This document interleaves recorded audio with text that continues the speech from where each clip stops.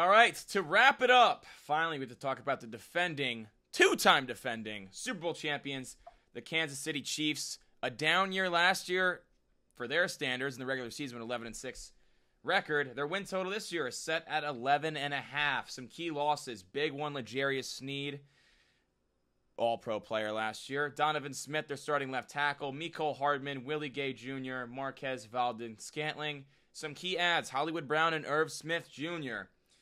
Reagan, I know the Chiefs struggled a little bit in the regular season last year. Do you project that to happen again this year, or do they get back to that 13-14 win total? They do. They go 13-4. Their defense is elite. I mean, let me just get into the defense before I even talk about the offense. The defense was number 2 in yards allowed and points per game allowed. So, I mean, they only allowed 17.3 game. And number 2 in sacks. Number 2 in sacks. There you go. There's another one. And, hey, guess what? You returned Chris Jones. Big sack guy. Chris Jones, big 10.5 sacks. Pause. George Karlaftis, 10.5 sacks from Purdue. So, between that's 21 sacks. Pause.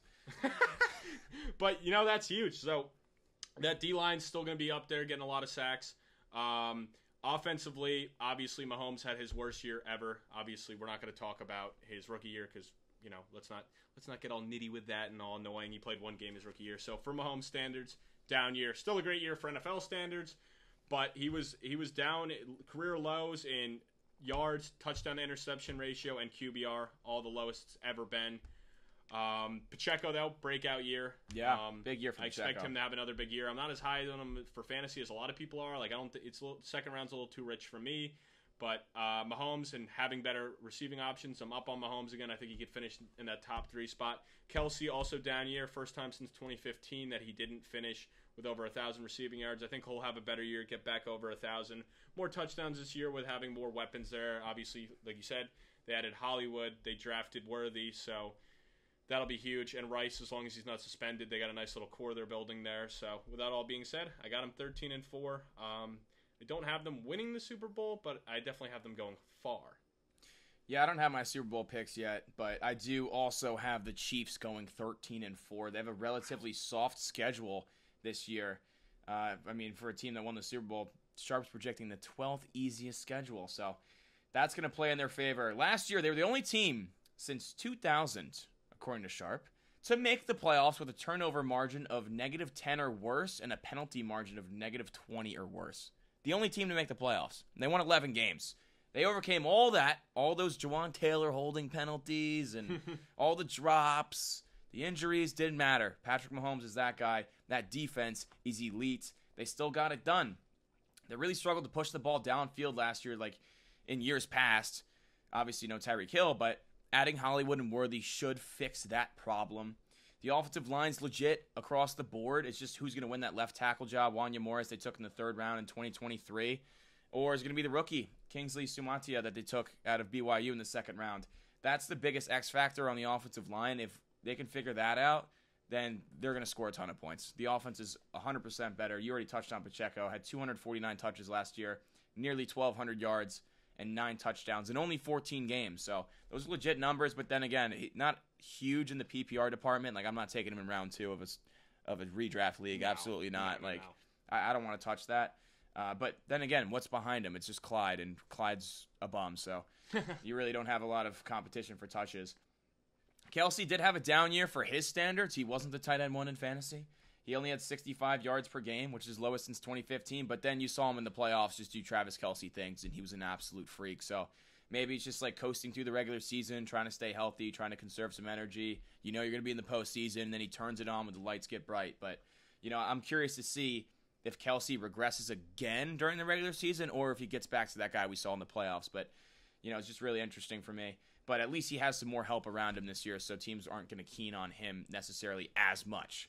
Yeah. Defensively, we touched on the sack numbers. 2nd all-pro season in a row for Chris Jones. 26 sacks over the last 2 seasons. Just an absolute freak. The best interior defensive lineman in football. Karlaftis is living up to that draft status. They took him in the 1st round, which is awesome to see because, honestly, the reason this defense is so good, yeah, you have Chris Jones, and you had not Trent McDuffie. You had L'Jarius Sneed, but drafting guys like Nick Bolton and Trent McDuffie and George Karlaftis and Willie, they drafted so well to retool this defense with all these young players that are on cheap rookie deals that it was such a huge part of them winning the Super Bowl. Their front office is elite, top tier. Andy Reid is elite, top tier, best coach in the league. Justin Reed is still a stud at safety. I mean, Felix Anabuke-Nuzoma did struggle getting the field last year, the first round they took last year, but maybe there's a bigger opportunity this year for him. And Mahomes restructured his contract, too. Yeah, I mean, Mahomes he's taking the Brady route, bro, because he just knows that's the way to do it. And he's got so many other opportunities to make money outside of football as being the face of the league. So, I mean, this is just an absolutely stacked team. They're a shoo-in to make the playoffs. It doesn't matter. They're going to win the division.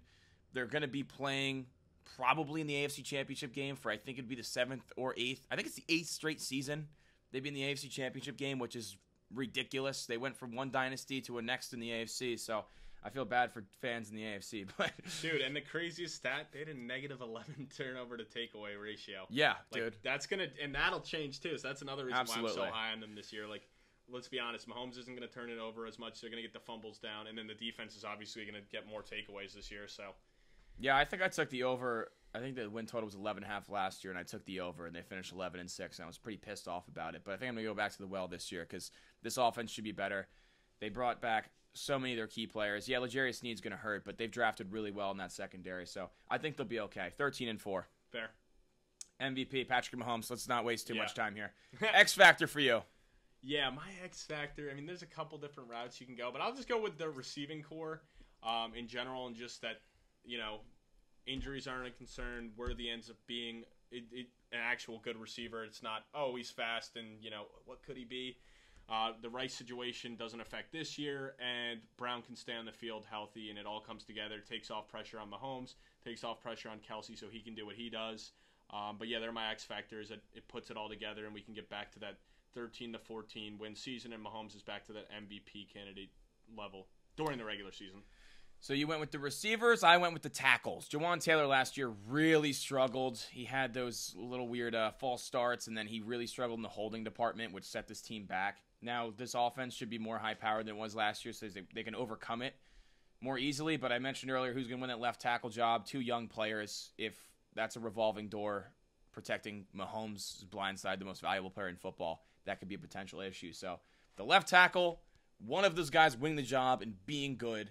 The right tackle, Jawan Taylor, just paid a lot of money. Can he rebound and be better than what he was last year, particularly in the penalty department? Rookie of the year, I got Xavier Worthy. I think he's going to have a monster impact on this offense. But then again, it's a little boom or bust. I don't know. Maybe it's Kingsley if he wins the left tackle job. But we don't know if he's going to win it now, so it's hard to pick him. Also, I want to say C.J. Hansen, 7th round guard from Holy Cross. Shout out to Luke Newman, his teammate. Yeah, shout out for that. That's actually very cool. Like, I didn't even but yeah, you're completely sick. right. That is cool. So you go from playing, at Holy Cross. We had our interview with Luke Newman. If you haven't checked it out yet, it was a great interview, and he touched on him. But yeah, you go from playing at Holy Cross to protecting Patrick Mahomes potentially down the road. But he's got the tools. Hopefully, he can develop into something down the road. That'd be pretty cool. Very cool. Yeah, I got Worthy. I mean, like you highlighted, we don't know. He's the guy who has a clear path. They didn't have a ton of draft picks this year with high capital, so I'm gonna go with Worthy here. Not gonna overthink it. Depoy. I think it's Chris Jones. You can make a case for Trent McDuffie, also an All-Pro player, but I believe McDuffie was second-team All-Pro, Chris Jones first-team All-Pro, and Chris Jones is the heart of this defense. It's Chris Jones. It's good they got Drew. I didn't even say they got Tranquil back as well, so that's another big add back. But yeah, it's Chris Jones is the heart and soul of this defense. Let's get Drock on the line. Let's hear what this clown has to say for his last. All right, Drock, let's hear it. The Kansas City Chiefs, Drock's lock. Mm-hmm. Sassy Drock. This is awesome pick by Drock, and hopefully you guys are acknowledging the same way. It may be square pick, but good value. Patrick Mahomes, regular season passing yards. He's the most favorited at plus 500. That, I would say, is a phenomenal value pick out of Patrick Mahomes. Come on, please talk to me about it. To lead the league in passing yards at plus 500. Yes. Yeah. Okay. Dude, plus 500 from Patty Mahomes to slang that thing? Yeah. I mean, bro, I would say his biggest risk is injury, and also the fact that there's a good chance that they have the 1 seed locked up by week 17, so he only plays 16 games. But on paper, I love it, dude. On paper, I love it. I mean, let me ask you guys another question though. Who else do you see as being most favored for most passing yards for the season? Yeah, but Allen's lost. He's lost Diggs. But the defense is I don't worse. know. Kirk. I don't want to say Dak with Kirk.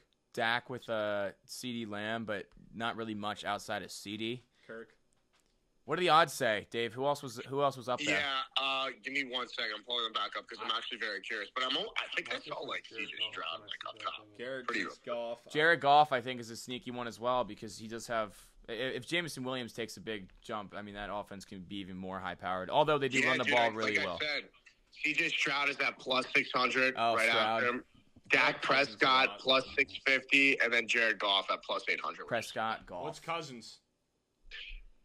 Cousins at plus 1400 in the 8th spot to be 8th most favorite. I think that's sneaky as well. Awesome. All right, Dave, I like that one. Gentlemen, good luck. Appreciate it, brother. All right, guys. Well, I mean, I think that's a great way to end it on a Drox Lock, is it not? I think so. Wrap it up. We got 2 more divisions. We got one coming next week, the NFC North. And then fantasy football pod next week. Yeah, we might be doing it late week. We might be doing it. Help you get ready for your drafts, because it's what we do all day, every day. Reagan's sending me trades. We're talking fantasy football. It gets a little annoying sometimes, but it's what we do all day, every day. So we'll get that pod coming for you as well. Hey, and polos, make sure you buy them. They're on sale. Hit one of us up. Buy them. Buy them. They look sharp. Peace.